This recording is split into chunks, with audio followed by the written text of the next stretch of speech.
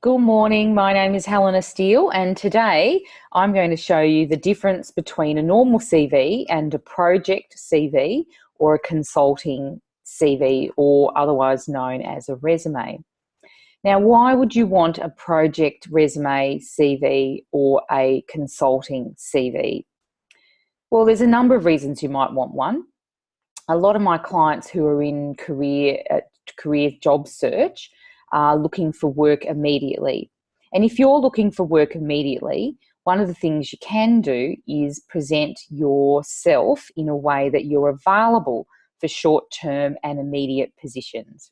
And what you can do is, depending on your area of expertise, you can rejig your resume so that it reflects those projects or the things that you've worked on in the past.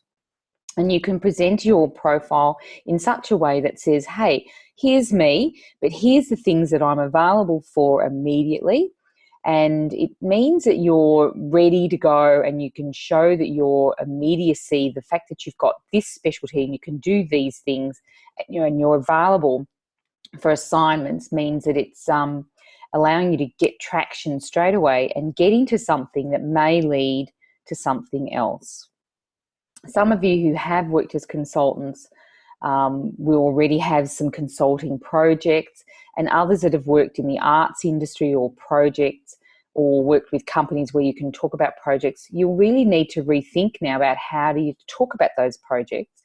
And sometimes they're inside the job information in your resume, but what we're really going to do is highlight the projects or the tasks or the functions or the achievements that you've had, to really make it a better message about immediate availability, and that you could do short-term or long-term assignments in a specific space. So I'm just going to share the screen now with you and show you, a template that I've been working with, so that anyone who sees this can actually send me an email and I'll send you this template. So I've made this template called Rosy Consultant, and Rosy Consultant is really what you want to be. You want to be presenting yourself as a really rosy consultant, a consultant who's available, a consultant who's free for these specific areas of work. So the first thing you'll need to do still in your resume or CV is present what I call an executive summary, or a summary which provides a profile about you and your speciality. In this summary, often we use one paragraph or two, but what you can think about, and a lot of my clients, I've worked with them on this bio, some would call it a biography or a summary of everything you've done. But you really want to start talking about some of the project things. So in this case, Rosie's a senior executive with a fantastic track record in marketing and business development for a wide variety of organisations. And I've put here, or state the brand names here if they are well known. So it could be she's worked for XYZ or XYZ. So she's a passionate leader in the business development and information services space, and loves working with key projects in growth phases. She has vast experience on projects, working strategically to market community organisations to potential partners at all levels. Now, this is just an example of somebody, but the key thing is that if you look at your profile or the way you've described yourself, make sure you're talking about projects or specific keywords that are part of the project requirements of the jobs that are available that you're targeting. There's a little paragraph here on the strengths. Rosie's strengths include a rare balance of innovation, strategy and vision, coupled with operational attention to detail and the ability to streamline processes and improve efficiency and effectiveness.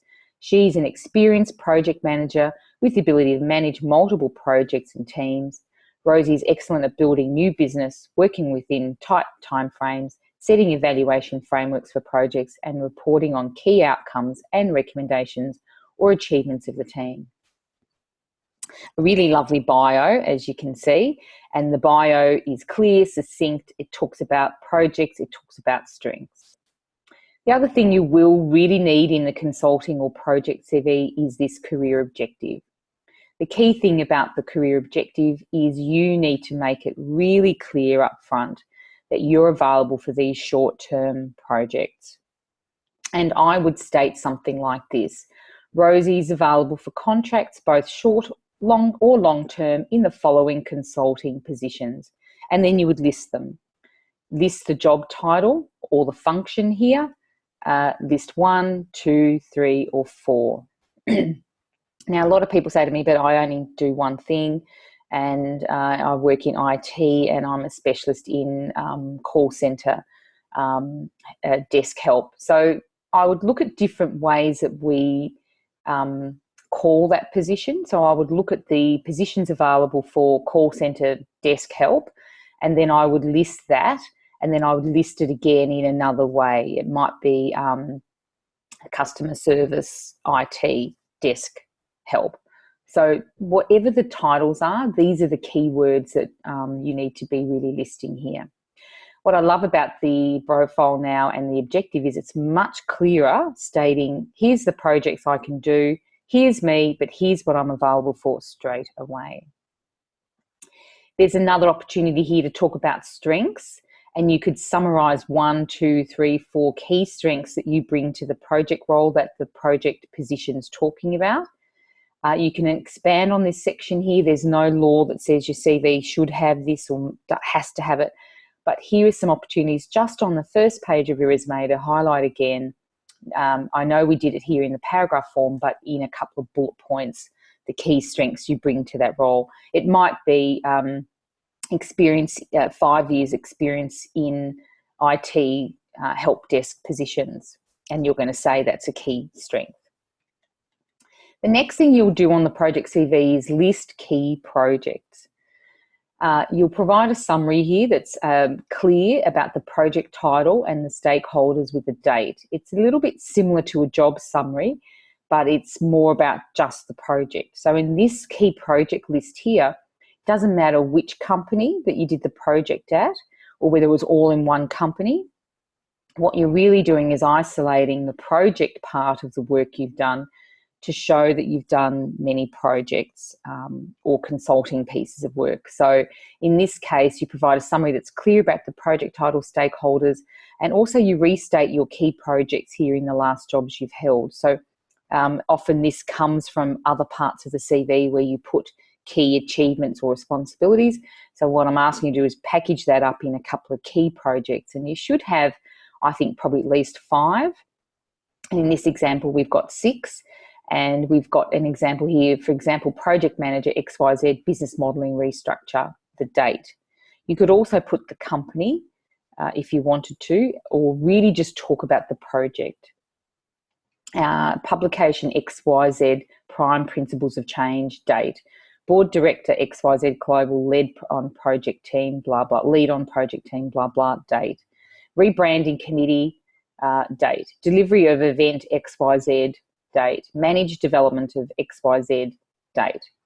Now, these are just ways of presenting that sharp, short message about projects you've been part of or company projects you've delivered on.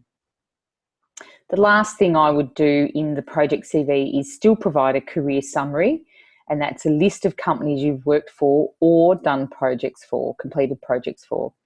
So an example would be XYZ organisation. I was the managing director, and that was the date.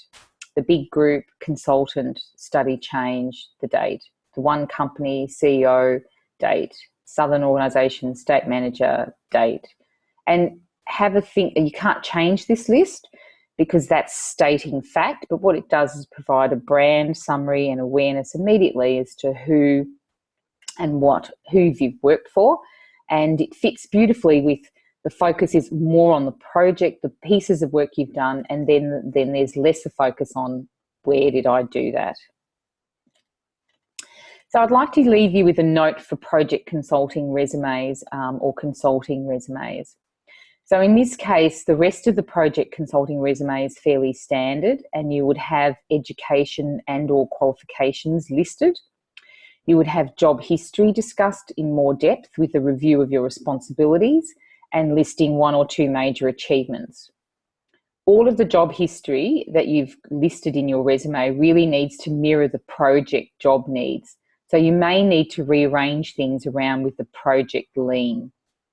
So I think that makes sense, but again, you're sort of restating projects, and with the project, the shorter termness and the themes of, look, it's just shorter term work, you would revisit some of the things in the rest of your CV to highlight projects, and you might be doubling up because you've listed them in the front, but you can also perhaps reword them in more depth in when you're talking about them inside your job history. Also consider the order of the information in the resume in relation to the consulting positions that you're applying for. To do this, review consulting positions available in the market that you're applying for and review the skills or traits that they want. For example, if they're talking about experience first in this or that, or qualifications in this or that, well, then this is the order you present your information in the consulting resume too. So if they're talking about a qualified IT specialist with 5 years experience, that's what you should be talking about in your profile, or you should be rearranging so you show your information that you are qualified. It's really about meeting them in terms of their search requirements. So they're wanting whatever they're wanting, you're presenting your material in the same way. So the order of their information that they want it in is very important, because that's going to be the screening process. So always follow the application instructions to the letter. This is probably my biggest tip for you today. So recently I've seen job requests that ask the applicants to provide only one document. So this is where the letter, the key selection criteria and the resume are all one document as a PDF file. So this may not be the case for all of your applications, but it is always interesting to see who can follow instructions and who cannot. So make sure your consulting resume meets all the requirements, and but really is all about your immediate availability in your area of expertise. So have fun with your consulting resume and project resume today. I know that this tool could help you move forward. And if you're interested to know more, or you need further assistance on how to get your project or consulting resume together, contact me, Helena at careerguru.com.au. That's, excuse me, Helena at careerguru.com.au, or email me. So I look forward to keeping in touch. Good luck with your project resume, and I'd love to see any versions that you have posted in any of the groups that I'm part of.